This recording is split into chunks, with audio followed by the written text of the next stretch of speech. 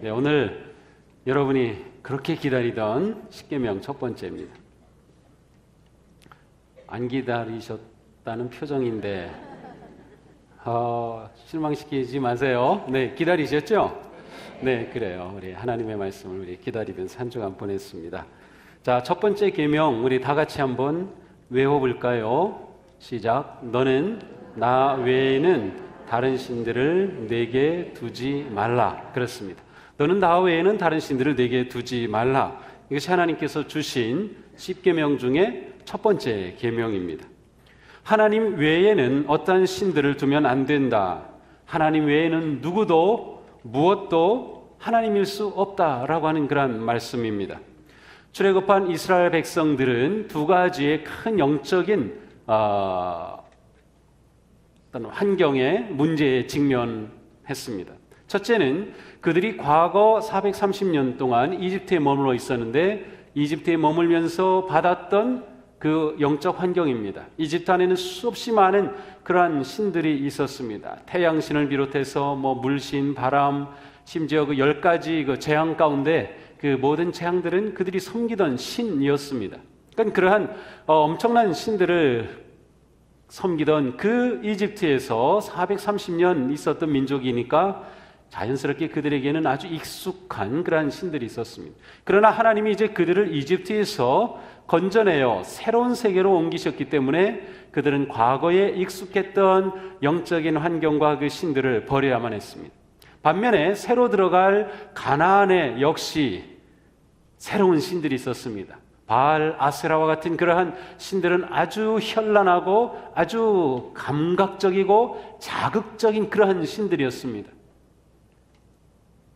그 땅에 들어가서 그러한 신들 앞에서 과연 하나님의 백성들이 오직 하나님만 섬길 수 있을까?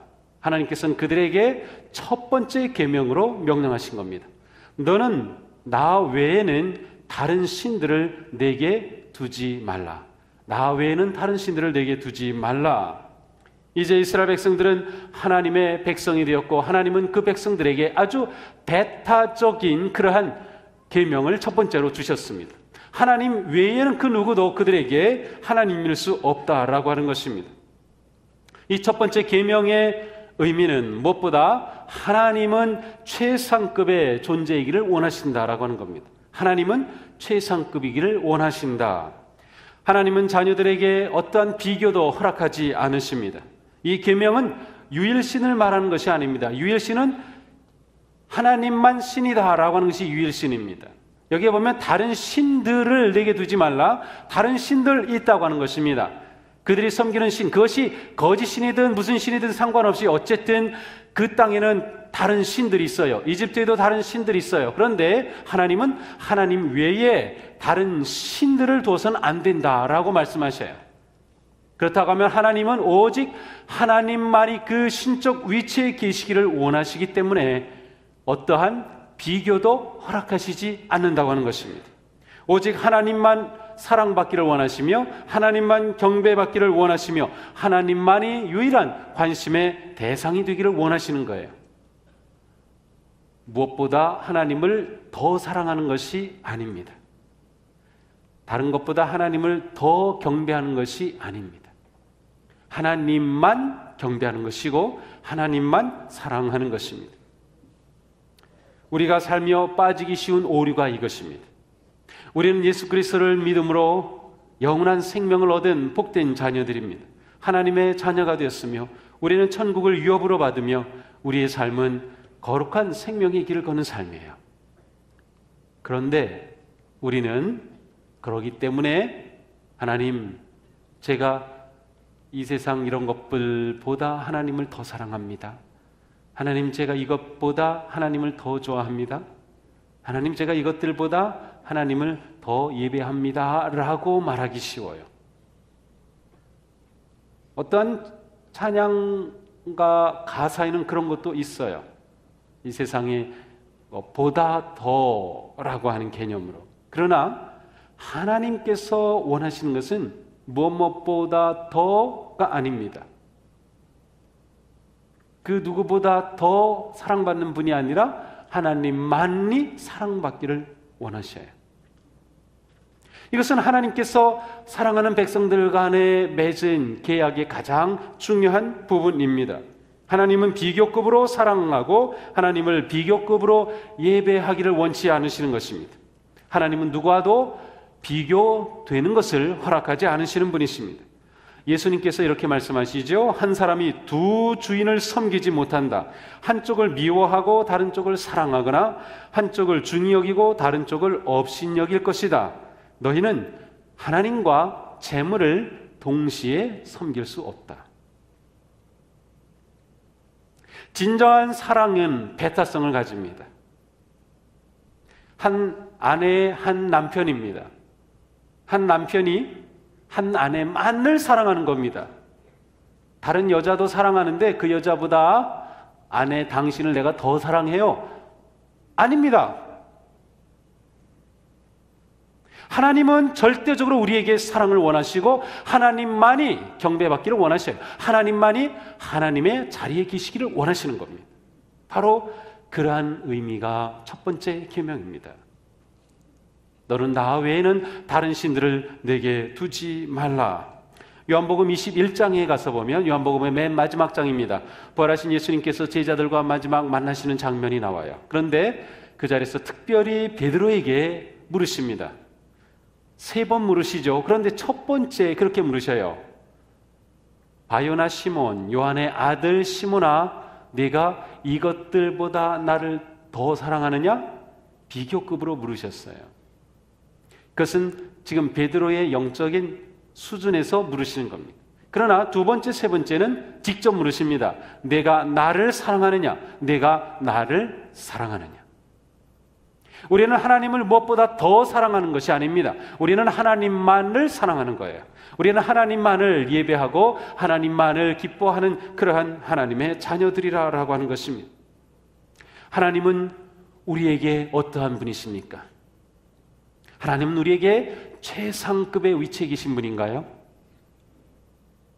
이 시간 하나님에 대해 우리의 마음이 분명하고 확고하게 고백할 수 있기를 원합니다. 하나님은 저에게 최상급이십니다. 하나님은 그 무엇과도 비교되지 않는 분이십니다. 하나님은 제 사랑에 있어서, 제 경배에 있어서, 제 섬김에 있어서 오직 유일하신 하나님이십니다. 그 고백이 우리에게서 분명하게 있기를 원합니다. 이 고백을 할 수 있어야 돼요. 그것이 하나님의 자녀이며 구원받은 자의 신앙의 특권이기도 한 것입니다. 두 번째로 너는 나 외에는 다른 신들을 내게 두지 말라는 이 첫 번째 계명은 오직 하나님만 보여야 한다라고 하는 뜻입니다. 너는 나 외라고 하는 이 표현이 원래 히브리 말로는 알파님입니다. 그 말을 직역하면 하나님의 얼굴 앞에란 뜻이에요. 얼굴 앞에. 하나님 얼굴 앞에 다른 어떤 신들을 두면 안 된다라고 하는 뜻입니다.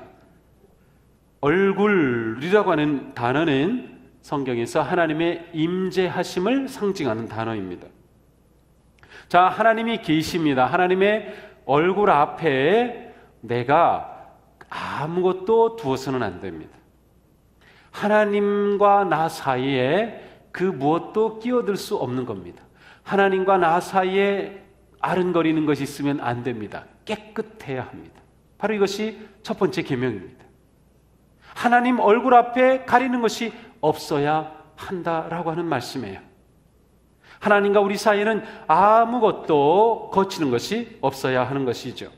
하나님의 임재하심 앞에 우리는 그 온전하신 하나님, 거룩하신 하나님, 그분 앞에 우리는 그대로 투명하게 그분의 임재 앞에 서는 존재가 되어야 한다는 것입니다. 다른 무엇도 그 중간에 끼어들 수 없어요. 하나님께서는 아론의 자손들, 제사장들에게 축복할 때 쓸 축복문을 말씀해 주셨어요. 바로 우리가 잘 아는 민수기 6장 23절 이하입니다. 너희는 이스라엘 자손을 위하여 이렇게 축복하여 이르되 여호와는 내게 복을 주시고 너를 지키시기를 원하며 여호와는 얼굴을 내게 비추사 은혜 베푸시기를 원하며 여호와는 얼굴을 내게로 향하여 드사 평강 주시기를 원하노라 할지니라. 그들은 이같이 내 이름으로 이스라엘 자손에게 축복할지니 내가 그들에게 복을 주리라. 성경에 제사장들에게 축복할 때 이와 같이 하라고 주신 유일한 축복문입니다. 우리가 예배 가운데 목사님들이 예배 맨 마지막에 축복 기도합니다. 축도를 하는데 이 축복문은 이렇게 자주 듣진 않아요. 우리 교회에서는 이 축복문을 더 많이 듣습니다. 우리는 보통 고린도후서 13장 13절의 축복문을 많이 들어요.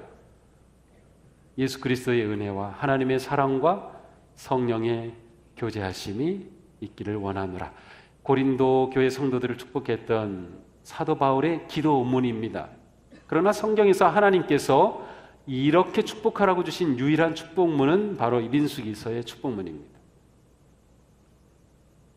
하나님께서 축복하실 때 하나님의 얼굴을 약속해 주셨어요. 하나님께서 함께 해주신다는 뜻입니다. 하나님의 임재하심을 약속해 주신 겁니다. 너희는 내 백성이다. 나에게 보물 같은 존재이다.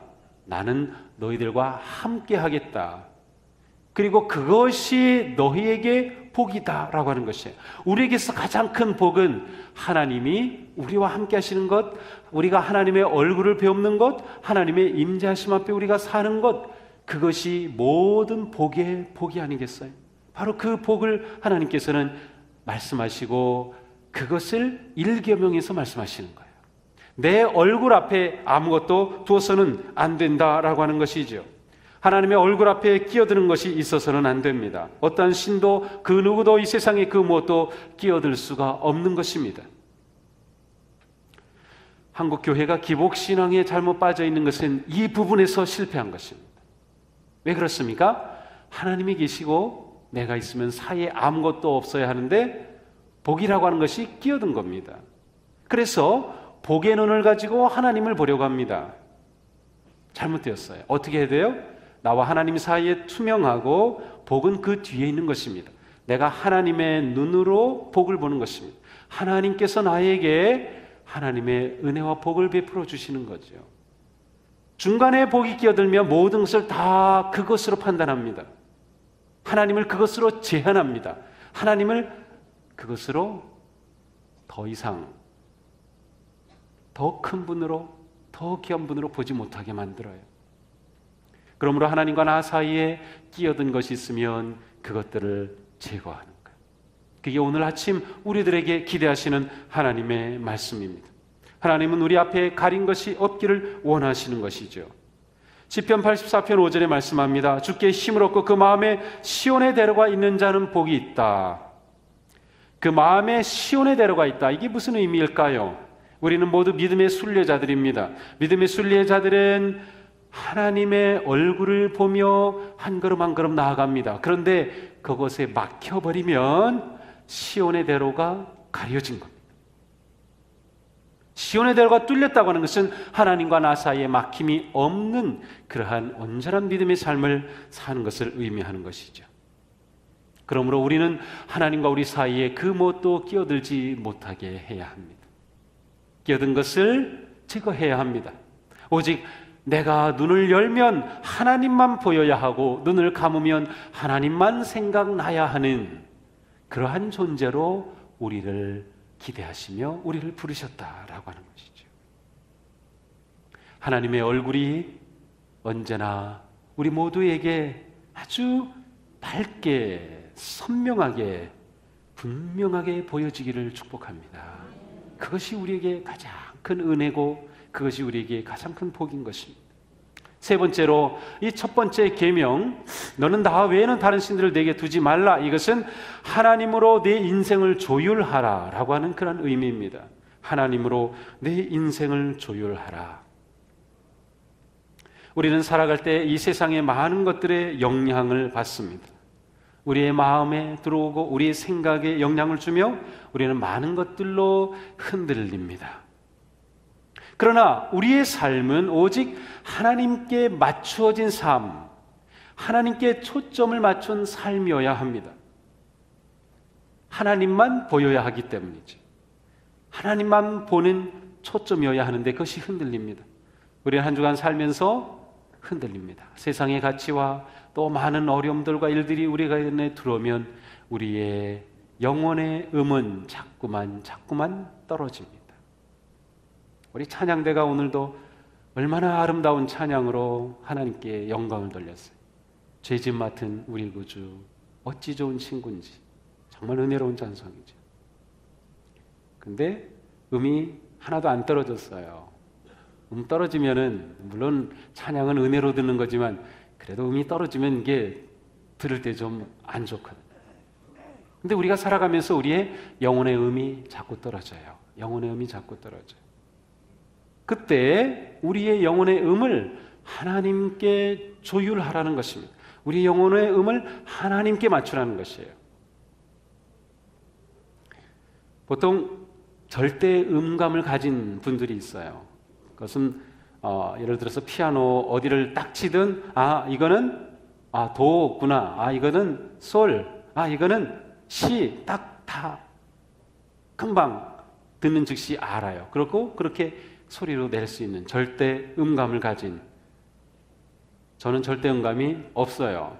있으면 좋겠지만 있어도 뭐 별 저에게는 큰 도움은 안 될 것 같아요. 그냥 찬양 즐겁게 부르고 새벽에는 제가 음을 항상 낮춰서 부르기 때문에 절대 음감이 저에게는 필요가 없어요. 그런데 음악을 하는 분들에게는 아주 필요하죠.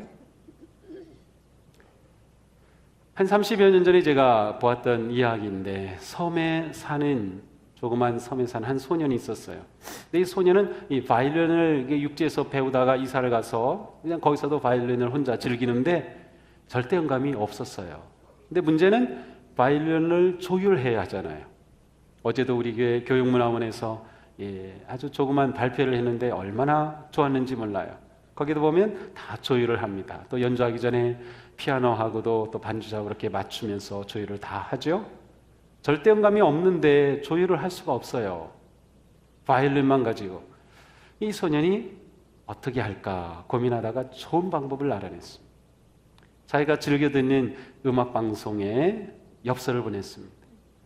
제가 이 방송을 즐겨 듣는데 저는 이 섬에 사는 아무개입니다. 저는 소년인데 제가 바이올린을 즐겨 켰지만 조율을 제대로 못하고 있어요.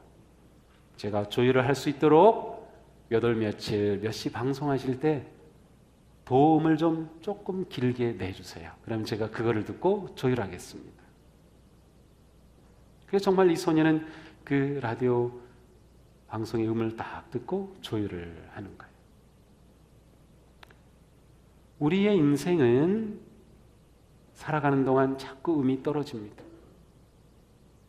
떨어진 우리의 음을 하나님께 딱 맞춰야 되는 거예요. 하나님만 보는 인생, 하나님께 초점을 둔 인생에 흩어진 것을 하나님께 맞추는 거예요. 따라서 우리가 매주일 드리는 예배는 정말 중요한 겁니다. 한 주간의 삶에 지쳤던 우리가, 한 주간의 삶의 문제와 어려움 가운데 있던 우리가, 한 주간의 삶의 세상의 여러 가지 일로 다운되었던 우리의 음이 주님 앞에 예배하고 하나님의 거룩하신 임재 앞에, 하나님 얼굴 앞에 서서 하나님께 딱 조율하는 것이기 때문에 이 시간을 놓치면 안 되는 거예요. 너에게 다른 신들이 있어서는 안 된다. 그것은 우리의 인생은 오직 하나님께로만 조율하는 인생이 되어야 한다라고 하는 것입니다. 우리의 삶이 여러 가지 일로 어렵고 때로는 상처도 받고 고통도 있고 우리가 무너지게 되는 때도 있지만, 그러나 다시금 하나님께 조율하는 겁니다.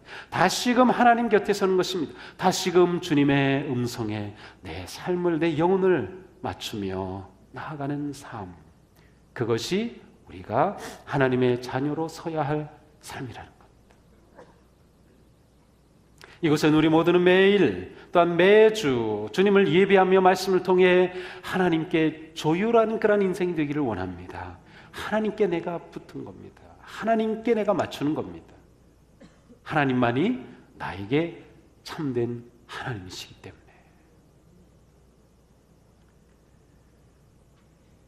다음으로 이 첫 번째 계명은 하나님만 예배하라는 뜻입니다. 하나님만 예배하라. 나 외에는 다른 신들을 내게 두지 말라라고 하는 이 첫 번째 계명은 오직 하나님만 예배하라 하는 거죠. 자, 모든 신들은 제사의 대상입니다. 우리가 무엇인가를 예배한다라고 하면 그것은 곧 그 대상은 신입니다. 이 세상에 많은 사람들은 다양한 신들을 섬기죠. 그래서 그들은 그들의 신에게 제사하고 예배합니다. 우리는 하나님께 예배합니다. 그런데 하나님은 나 외에는 다른 신들이 있어서는 안 된다는 것은 하나님 외에 누구도 예배할 수 없다는 겁니다. 하나님만이 우리의 참된 예배의 대상이시며 하나님만이 우리의 예배를 받으시며 하나님만이 우리의 경배 받으실 분이다 라고 하는 것이죠. 하나님께서 이스라엘 백성들을 이집트에서 구원해 내실 때 그 목적은 하나님을 예배하는 백성이 되도록 하는 것이었어요. 출애굽기 5장 3절 모세가 처음 바로를 만나고 바로에게 내 백성을 내보내달라고 요청할 때 이렇게 말합니다. 히브리인의 하나님이 우리에게 나타나셨은즉 우리가 광야로 사흘 길쯤 가서 우리 하나님 여호와께 제사를 드리려 하오니 우리가 광야로 사흘 길 가서 제사 드려야겠습니다. 하나님을 예배하여야 하겠습니다. 그러니 우리를 내보내 주시오라고 요청한 겁니다. 예배하는 백성이 되는 것이 출애굽의 가장 중요한 목적이었어요. 그러므로 하나님은 바로 그 하나님 되시기를 원하는 겁니다. 나만 예배하라 라고 하는 겁니다. 우리는 하나님만 예배할 때 하나님의 참된 자녀가 되는 것입니다. 우리는 어떤 경우에도 오직 하나님만을 예배하는 삶을 사는 것이죠. 그러나 불행하게도 이 세상에는 수많은 우상들이 넘쳐납니다. 우상이 영어로 뭐죠? 아이돌입니다. 세상에 아이돌이 너무 많죠. 요즘은 다 연예계 유명한 사람은 무장 아이돌이래요. 아이돌. 근데 우리는 사실 영적으로 말하면 아이돌이라고 말하면 그것 자체는 절대로 경계해야 할 대상임을 말하는 것입니다. 세상에 아이돌이 너무 많아요. 우상이 너무 많아요. 우리의 마음을 뺏어가려고 하는 것. 그것이 무엇이죠? 여러분에게 다 있죠. 명예가 우상일 수도 있고 재물이 우상일 수도 있고 힘이 우상일 수도 있고 지식이 우상일 수도 있고 외모가 우상일 수도 있고 수많은 우상들이 있어요. 하나님은 이러한 세상에서 하나님만 예배받기를 원하신다. 그러니까 오늘 우리는 우리의 마음을 딱 고정해야 하는 것입니다. 그렇습니다. 하나님, 제가 이 세상 모든 상황 속에서 오직 하나님만을 제 삶의 하나님으로 인정하겠습니다. 하나님만을 예배합니다. 하나님만을 경배합니다. 하나님만을 바라봅니다. 하나님만을 의지합니다. 하나님 외에는 어느 누구도 없습니다. 이것이 우리의 믿음이며 우리의 고백이 되어야 하는 것입니다. 나 외에 다른 신들을 내게 두지 말라. 이 계명은 지금도 살아 있습니다. 결코 죽은 계명이 아닙니다. 이 계명은 정말로 우리들에게 심각하고 중요하고 매일매일 씨름해야 할 여전히 살아있는 주님의 계명입니다. 이 한 주간도 주님의 놀라우시는 총이 우리의 삶 가운데 함께 하셔서 우리가 오직 하나님의 얼굴만을 바라보며 오직 하나님만을 의지하며 오직 하나님만을 예배하며 너는 나 외에 다른 신들을 내게 두지 말라는 이 말씀대로 승리하는 복된 하루가 되시기를 주님의 이름으로 축복합니다. 기도하겠습니다.